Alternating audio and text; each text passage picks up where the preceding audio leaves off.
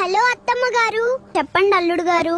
మీ కోడికూర దెబ్బకి ఫ్లైట్ వెళ్ళి ఏకంగా సహారా ఎడారి ఇసుకలో కూరుకుపోయింది. నా తడిసిన లుంగి ఎండ కప్పడంలా ఎండిపోతే ఇక్కడ వంటలొచ్చి దాన్ని విస్తరాకు అనుకుని నమిలేస్తున్నాయి. అబ్బో, ఎడారికెళ్ళారా? భలే పనైందిలే. ఎలాగూ మన కొత్తిల్లు కట్టడానికి ఇసుక కావాలి. ఆ ఫ్లైట్ నిండా ఎడారి ఇసుక నింపుకుని రండి అల్లుడు గారు. మనకి ట్రాక్టర్ ఖర్చులు, ఇసుక ఖర్చులు మిగులుతాయి. ఇసుక నింపుకు రావాలా అత్తమ్మ గారు? ఇక్కడ ఎండ దెబ్బకి నా బనియన్ కాలిపోయి నేను తందూరి చికెన్ లాగా రోస్ట్ అయిపోతున్నా. మీ కూతురేమో నా బాధ వదిలేసి హాయిగా గొడుగు కింద కూర్చొని సన్ గ్లాసెస్ పెట్టుకొని కొబ్బరి బొండం తవ్వుతుంది. నా బిడ్డ ఎక్కడున్నా మహారాణి లాగే ఉంటుంది.